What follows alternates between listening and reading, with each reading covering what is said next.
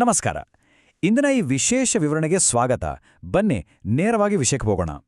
ಇವತ್ತು ನಾವು ಆದಿಕವಿ ಶ್ರೀ ಮಹರ್ಷಿ ವಾಲ್ಮೀಕಿ ವಿಶ್ವವಿದ್ಯಾಲಯ ಅಂದರೆ ನಮ್ಮ ಹಳೆಯ ರಾಯಚೂರು ವಿಶ್ವವಿದ್ಯಾಲಯದ ವಿದ್ಯಾರ್ಥಿಗಳಿಗೆ ಬಂದಿರುವ ಒಂದು ಅತಿ ಮುಖ್ಯವಾದ ತುರ್ತು ಅಪ್ಡೇಟ್ ಬಗ್ಗೆ ಮಾತನಾಡಲಿದ್ದೇವೆ. ಪರೀಕ್ಷೆಗಳ ಬಗ್ಗೆ ಆತಂಕ ಸಹಜ ಅಲ್ವಾ? ಹಾಗಾಗಿ ಆ ಎಲ್ಲ ಗೊಂದಲಗಳಿಗೆ ಬ್ರೇಕ್ ಹಾಕೋಣ ಬನ್ನಿ. ಇಂದಿನ ನಮ್ಮ ಈ ವಿವರಣೆಯಲ್ಲಿ ಪ್ರಮುಖವಾಗಿ 5 ಅಂಶಗಳನ್ನು ನೋಡಲಿದ್ದೇವೆ. ತುರ್ತು ಪರೀಕ್ಷಾ ವೇಳಾಪಟ್ಟಿ ನವೀಕರಣ, ಇದು ಯಾರಿಗೆಲ್ಲ ಅನ್ವಯ ಆಗುತ್ತೆ, ಇದರ ಹಿಂದಿರುವ ಮುಷ್ಕರ ಮತ್ತು ಬಿಸಿಲಿನ ತಾಪದ ಕಾರಣಗಳು, ಪರಿಷ್ಕೃತ ಜೂನ್ ವೇಳಾಪಟ್ಟಿ ಹಾಗೂ ಉಳಿದ ಪರೀಕ್ಷೆಗಳ ಕಥೆ ಏನು ಅನ್ನೋದನ್ನ ಫಟಾಫಟ್ ಅಂತ ನೋಡ್ಬಿಡೋಣ. ಮೊದಲನೇದಾಗಿ ಈ ತುರ್ತು ಪರೀಕ್ಷಾ ವೇಳಾಪಟ್ಟಿಯ ನವೀಕರಣದ ಅಧಿಕೃತ ಸುತ್ತೋಲೆಯ ಬಗ್ಗೆ ಗಮನ ಹರಿಸೋಣ. ಇಲ್ಲಿ ಗಮನಿಸಿ, ಇದು ನೇರವಾಗಿ ವಿಶ್ವವಿದ್ಯಾಲಯದ ಪರೀಕ್ಷಾ ವಿಭಾಗದಿಂದಲೇ ಹೊರಬಂದಿರುವ ಅಧಿಕೃತ ಪ್ರಕಟಣೆ. ಮೇ 19, 2026ರಂದು ಬಿಡುಗಡೆಯಾಗಿರುವ ಈ ಸುತ್ತೋಲೆ ಪರೀಕ್ಷಾ ದಿನಾಂಕಗಳಲ್ಲಿ ಆಗಿರುವ ದೊಡ್ಡ ಬದಲಾವಣೆಯನ್ನು ಖಚಿತಪಡಿಸುತ್ತಿದೆ. ಇದು ಯಾವುದೇ ವದಂತಿಯಲ್ಲ, ಪಕ್ಕಾ ಅಧಿಕೃತ ಆದೇಶ. ಹಾಗಾಗಿ ವಿದ್ಯಾರ್ಥಿಗಳು ಈ ಮಾಹಿತಿಯ ಆಧಾರದ ಮೇಲೆ ತಮ್ಮ ಮುಂದಿನ ಸ್ಟಡಿ ಪ್ಲಾನ್ ಮಾಡ್ಕೊಳ್ಬೇಕಾಗಿದೆ. ಸರಿ, ಈಗ ಮುಂದಿನ ವಿಭಾಗಕ್ಕೆ ಹೋಗೋಣ. ಈ ಬದಲಾವಣೆ ನಿಖರವಾಗಿ ಯಾವ್ಯಾವ ಪದವಿಗಳಿಗೆ ಮತ್ತು ಸೆಮೆಸ್ಟರ್ಗಳಿಗೆ ಅನ್ವಯಿಸುತ್ತೆ ಅನ್ನೋದನ್ನ ನೋಡೋಣ. ಇದು ತುಂಬಾನೇ ಮುಖ್ಯವಾದ ವಿಚಾರ. ದಯವಿಟ್ಟು ಗಮನವಿಟ್ಟು ಕೇಳಿ. ಈ ಪೋಸ್ಟ್ಪೋನ್ಮೆಂಟ್ ಎಲ್ರಿಗೂ ಅಲ್ಲ, ಇದು ಕೇವಲ ನಿರ್ದಿಷ್ಟ ಪದವಿ ವಿದ್ಯಾರ್ಥಿಗಳಿಗೆ ಮಾತ್ರ. ಅಂದ್ರೆ BA, BSc, BCom, BBA, BCA ಹಾಗೂ BSW ಓದ್ತಿರುವ ವಿದ್ಯಾರ್ಥಿಗಳಿಗೆ ಮಾತ್ರ ಇದು ಅನ್ವಯ. ಅದರಲ್ಲಿಯೂ ವಿಶೇಷವಾಗಿ ಈ ಕೋರ್ಸ್ಗಳ 2ನೇ, 4ನೇ ಮತ್ತು 6ನೇ ಸೆಮಿಸ್ಟರ್ ವಿದ್ಯಾರ್ಥಿಗಳಿಗೆ ಮಾತ್ರ ಇದು ರೂಲ್. ಸೊ ಈ ನಿರ್ದಿಷ್ಟ ಸೆಮಿಸ್ಟರ್ಗಳಲ್ಲಿ ಇರೋರು ತಕ್ಷಣವೇ ತಮ್ಮ ಓದಿನ ಪ್ಲಾನ್ ಚೇಂಜ್ ಮಾಡ್ಕೊಳ್ಳೇಬೇಕು. ಈಗ 3ನೇ ಭಾಗ. ಈ ಪರೀಕ್ಷೆಗಳು ದಿಢೀರಂತ ಮುಂದೂಡಲ್ಪಡಲು ಅಸಲಿ ಕಾರಣವೇನು? ಅದೇ ಮುಷ್ಕರ ಮತ್ತು ವಿಪರೀತ ಬೇಸಿಗೆ ತಾಪ. ಏಕಾಏಕಿ ಈ ನಿರ್ಧಾರ ಯಾಕೆ ಬಂತು ಅಂತ ಯೋಚಿಸ್ತಾ ಇದ್ದೀರಾ?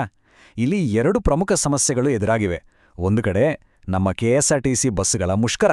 ಬಸ್ಸುಗಳೇ ಇಲ್ಲ ಅಂದಾಗ ಹಳ್ಳಿಗಳಿಂದ, ದೂರದ ಊರುಗಳಿಂದ ಬರೋ ವಿದ್ಯಾರ್ಥಿಗಳು ಎಕ್ಸಾಮ್ ಸೆಂಟರ್ ತಲುಪೋದಾದ್ರೂ ಹೇಗೆ ಹೇಳಿ? ಇದ್ರ ಜೊತೆಗೆ ಮತ್ತೊಂದು ಕಡೆ ಸುಟ್ಟು ಹಾಕುವಂಥ ಬೇಸಿಗೆಯ ಬಿಸಿಲು. ಈ ಭಯಂಕರ ತಾಪಮಾನದಲ್ಲಿ ಓಡಾಡಿ ಪರೀಕ್ಷೆ ಬರೆಯೋದು ವಿದ್ಯಾರ್ಥಿಗಳ ಆರೋಗ್ಯದ ಮೇಲೆ ಕೆಟ್ಟ ಪರಿಣಾಮ ಬೀರ್ಬೋದು. ಈ 2 ಗಂಭೀರ ಸಮಸ್ಯೆಗಳನ್ನು ಅರ್ಥ ಮಾಡಿಕೊಂಡು ವಿಶ್ವವಿದ್ಯಾಲಯ ಈ ವಿದ್ಯಾರ್ಥಿ ಪರ ನಿರ್ಧಾರವನ್ನು ತೆಗೆದುಕೊಂಡಿದೆ. ಬನ್ನಿ ಈಗ ಅತಿ ಮುಖ್ಯವಾದ 4ನೇ ವಿಭಾಗಕ್ಕೆ ಬರೋಣ. ಅದೇ ಪರಿಷ್ಕೃತ ಜೂನ್ ವೇಳಾಪಟ್ಟಿ. ಕ್ಯಾಲೆಂಡರ್ ತಗೊಂಡು ಮಾರ್ಕ್ ಮಾಡ್ಕೊಳ್ಳೋಕೆ ರೆಡಿಯಾಗಿ. ಈ ಟೈಮ್ಲೈನ್ ನೋಡಿದ್ರೆ ನಿಮಗೆ ಕ್ಲಿಯರ್ ಆಗುತ್ತೆ. ಅಸಲಿಗೆ ಪರೀಕ್ಷೆಗಳು ಶುರು ಆಗಬೇಕಾಗಿದ್ದು ಮೇ 20ನೇ ತಾರೀಕಿನಿಂದ. ಆದ್ರೀಗ ಆ ಪರೀಕ್ಷೆಗಳನ್ನು ನೇರವಾಗಿ ಜೂನ್ 22ಕ್ಕೆ ಶಿಫ್ಟ್ ಮಾಡಲಾಗಿದೆ. ಇದರ ಅರ್ಥ ಸಿಂಪಲ್. ಮೇ ಅಂತ್ಯದಿಂದ ಜೂನ್ 3ನೇ ವಾರದವರೆಗಿನ ಸಮಯ ವಿದ್ಯಾರ್ಥಿಗಳಿಗೆ ಸಿಕ್ಕಿರೋ ಒಂದು ಅನಿರೀಕ್ಷಿತ ಬೋನಸ್ ಸ್ಟಡಿ ಟೈಮ್. ಯೋಚನೆ ಮಾಡಿ, ಸರಿಸುಮಾರು ಒಂದು ಪೂರ್ಣ ತಿಂಗಳ ಎಕ್ಸ್ಟ್ರಾ ಟೈಮ್ ಸಿಕ್ಕಿದೆ. ಈಗ ಈ ಹೊಸ ಟೈಮ್ ಟೇಬಲ್ ಅನ್ನ ಒಂದೊಂದೇ ಸಾಲಾಗಿ ಸ್ಪಷ್ಟವಾಗಿ ನೋಡ್ಬಿಡೋಣ. ಮೇ 20, 2026 ಅಂದ್ರೆ ಬುಧವಾರದಂದು ನಡೆಯಬೇಕಿದ್ದ ಪರೀಕ್ಷೆ ಈಗ ಜೂನ್ 22 ಸೋಮವಾರದಂದು ನಡೆಯುತ್ತೆ. ಹಾಗೆ ಮೇ 21ರ ಗುರುವಾರದ ಎಕ್ಸಾಮ್ ಜೂನ್ 23ರ ಮಂಗಳವಾರಕ್ಕೆ ಹೋಗಿದೆ. ಮೇ 22 ಶುಕ್ರವಾರದ ಪರೀಕ್ಷೆ ಜೂನ್ 24 ಬುಧವಾರದಂದು ನಡೆಯಲಿದೆ. ಮತ್ತು ಮೇ 23 ಶನಿವಾರದಂದು ಬರಿಬೇಕಿದ್ದ ಪರೀಕ್ಷೆಯನ್ನ ಈಗ ಜೂನ್ 25 ಗುರುವಾರದಂದು ಬರಿಬೇಕು. ಸಿಂಪಲ್ ಆಗಿ ಹೇಳಬೇಕು ಅಂದ್ರೆ ಮೇ 20ರಿಂದ 23ರವರೆಗಿನ ಆ 4 ದಿನಗಳ ಪರೀಕ್ಷೆಗಳನ್ನು ಎಕ್ಸಾಕ್ಟಾಗಿ ಜೂನ್ 22ರಿಂದ 25ಕ್ಕೆ ಶಿಫ್ಟ್ ಮಾಡಲಾಗಿದೆ. ತುಂಬಾನೇ ಸ್ಪಷ್ಟವಾದ ಬದಲಾವಣೆ ಇದು. ಈಗ ಕೊನೆಯ ವಿಭಾಗ. ಈ 4 ದಿನ ಬಿಟ್ಟು ಉಳಿದ ಪರೀಕ್ಷೆಗಳ ಕಥೆ ಏನು, ಮುಂದೇನು ಅನ್ನೋದನ್ನ ನೋಡೋಣ. ಇಲ್ಲಿ ಯಾವುದೇ ಕನ್ಫ್ಯೂಷನ್ ಬೇಡ. ಸುತ್ತೋಲೆಯಲ್ಲಿ ಅಕ್ಷರಶಃ ಸ್ಪಷ್ಟವಾಗಿ ಹೇಳಿದ್ದಾರೆ, ಇನ್ನುಳಿದ ಎಲ್ಲ ಪರೀಕ್ಷೆಗಳು ಯಥಾವತ್ತಾಗಿ ಅಂದ್ರೆ ಮೊದಲಿನ ಪ್ಲಾನ್ ಪ್ರಕಾರವೇ ನಡೆಯಲಿವೆ. ಕೇವಲ ಆ ಮೇ 20ರಿಂದ 23ರ ಪರೀಕ್ಷೆಗಳು ಮಾತ್ರ ಜೂನ್ಗೆ ಹೋಗಿರೋದು. ಉಳಿದ ಯಾವುದೇ ಎಕ್ಸಾಮ್ ಡೇಟ್ಸ್ ಬದಲಾಗಿಲ್ಲ. ಆ ಪರೀಕ್ಷೆಗಳು ಆಯಾ ನಿಗದಿತ ದಿನಾಂಕಗಳಂದೇ ಪಕ್ಕಾ ನಡೀತವೆ. ಈ ವಿವರಣೆಯನ್ನ ಮುಗಿಸೋದಕ್ಕೂ ಮುನ್ನ ಒಂದು ಪ್ರಶ್ನೆ ಮೂಡುತ್ತೆ. ಎಕ್ಸಾಮ್ಸ್ ಪೋಸ್ಟ್ಪೋನ್ ಆಗಿದ್ದು ನಿಜ. ಇದು ಸ್ವಲ್ಪ ಟೆನ್ಷನ್ ತರೋ ವಿಚಾರವೇ.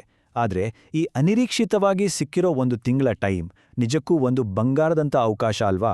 ಹಾಗಾದ್ರೆ ಬಾಧಿತ ವಿದ್ಯಾರ್ಥಿ ಸಮುದಾಯ ಈ ಸಮಯವನ್ನ ಬರೀ ರೆಸ್ಟ್ ಮಾಡಕ್ಕೆ ಬಳಸ್ಕೊಡ್ತಾ ಅಥವಾ ತಮ್ಮ ಸ್ಟಡೀಸನ್ನ ಇನ್ನಷ್ಟು ಸ್ಟ್ರಾಂಗ್ ಮಾಡಿ ರಿವಿಷನ್ ಮಾಡೋಕ್ಕೆ ಯೂಸ್ ಮಾಡ್ಕೊಳ್ತಾ ಅನ್ನೋದು ದೊಡ್ಡ ಪ್ರಶ್ನೆ. ಈ ಬಗ್ಗೆ ಯೋಚನೆ ಮಾಡಿ.